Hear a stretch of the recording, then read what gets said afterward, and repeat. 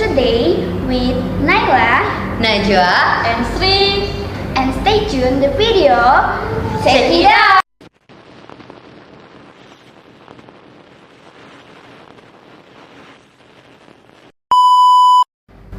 Guys, bayangin deh, data diri lo, nama lengkap, nik, alamat, sampai nama ibu lo yang cuma lo sama bank yang tahu, tiba-tiba ada di tangan orang yang gak dikenal.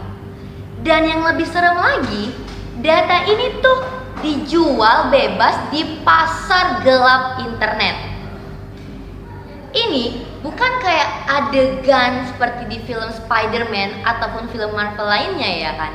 Tapi ini beneran terjadi di Indonesia. Dan yang kena bukan cuma lo ataupun gue, tapi seluruh penduduk di Indonesia. Ini adalah kisah tentang peretasan terbesar dalam sejarah Indonesia, yaitu kebocoran data KPU 2021.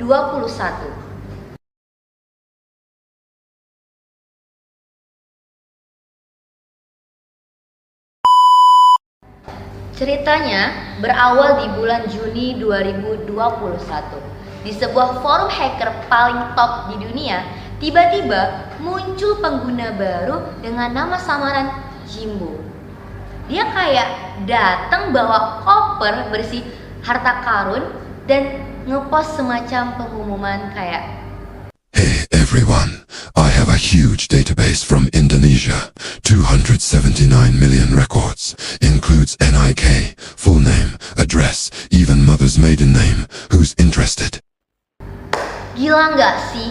279 juta record buat jualan, dan dia kasih sampel gratis dulu sekitar 2 juta data.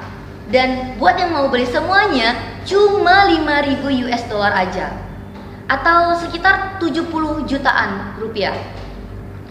Dari data segitu banyak dan segitu sensitifnya, harganya cuma segitu. Kayak murah banget ya nyawa kita. Lalu gimana sih caranya si Jimbo ini bisa ngebobol benteng pertahanan data sepenting KPU? Kayak kita mikirnya pasti susah banget kan ngelihatnya. Tapi ternyata jalannya ini gampang banget buat si Jimbo ngeretas benteng pertahanan data sepenting KPU.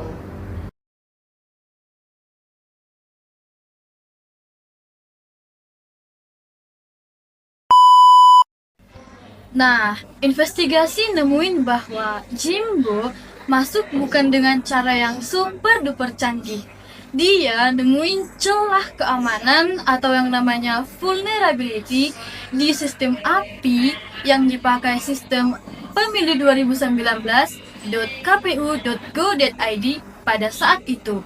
Nah, jadi bayangin gini, sistem KPU itu punya pintu kecil yang seharusnya dikunci. Nah, ternyata pintunya nggak dikunci. Nah, jadi Jimbo cuman perlu dorong pintunya dengan pelan dan dia bisa ambil data sebanyak-banyaknya tanpa perlu password ataupun retas-retas yang ribet. Nah, dengan itu dia sudah bisa unduh data itu pelan-pelan seperti mengunduh sebuah film.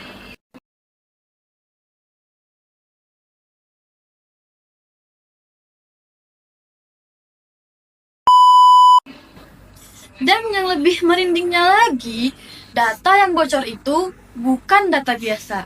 Nah, ini adalah kunci identitas kita sebagai warga negara Indonesia. NIK itu suci guys, itu nomor yang gak bisa diubah. Ditambah lagi nama ibu kandung yang adalah pertanyaan keamanan paling umum buat riset pertanyaan password bank atau bikin dokumen-dokumen penting lainnya. Waduh, terus gimana tanggapan KPU? Awalnya mereka bantah guys. Mereka bilang sistemnya aman, data mereka itu ya nggak mungkin bocor. Tapi bukti di forum hacker itu terlalu kuat. Dan akhirnya di bawah tekanan publik dan ahli siber, KPU pun harus mengakui iya data kita emang bocor. Nah, terus gimana sama tanggapan publik? Nah, pada saat itu publik panik level dewa. Nah, bayangin aja, tiba-tiba lo bisa ditelepon sama orang yang seolah-olah dari bank, dan dia nyebut nama lo, alamat lo, nick lo, bahkan nama ibu kandung lo dengan benar. Nah, bisa-bisa lo itu ketipu habis-habisan. Nah, terus dampaknya itu langsung kerasa, guys. Penipuan dan phishing meningkat drastis. Ancaman pemalsuan identitas untuk buka pinjol ilegal atau bahkan jual beli SIM card dan narkoba itu jadi sangat nyata. Ini tuh bukan cuma lagi soal privasi, tapi ancaman yang nyata buat keamanan dan finansial semua orang.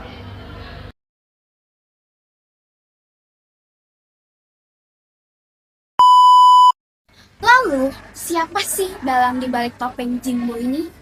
Barreskrim Polri dan BSSM akhirnya berhasil melacaknya. Dan mungkin kalian kaget, dia bukan hacker mastermind dari Rusia ataupun Cina. Dia adalah seorang pemuda 24 tahun asal Bekasi berinisial AS. Motifnya?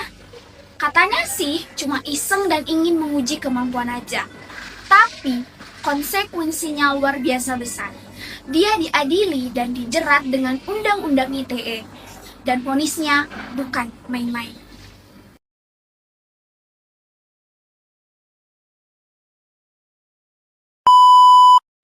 Iya, betul. 10 tahun penjara dan denda 800 juta rupiah. Vonis yang sangat berat untuk kasus cybercrime di Indonesia, yang menunjukkan betapa seriusnya negara memandang kasus ini.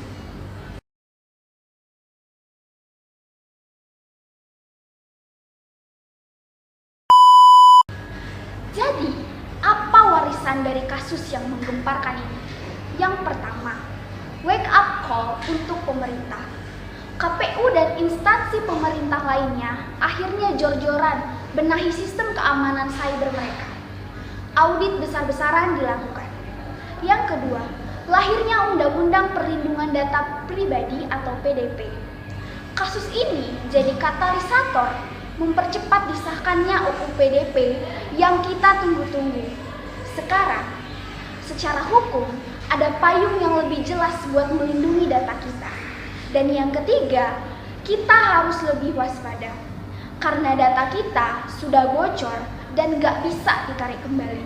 Kita harus ekstra hati-hati, jangan asal kasih OTP, verifikasi ulang siapa yang nelpon, dan curiga jika ada yang tahu data pribadi kita secara detail. Kasus KPU ini adalah pengingat pahit bahwa di era digital ini, data kita adalah aset yang sangat berharga. Melindunginya bukan cuma tugas pemerintah, tapi juga kewaspadaan kita sendiri. Nah, menurut kalian, apa yang harus dilakukan agar skandal seperti ini tidak terulang lagi? Share pendapat kalian di kolom komentar di bawah ya. Jangan lupa like, share, dan subscribe untuk konten menarik lainnya. Sampai jumpa di video berikutnya.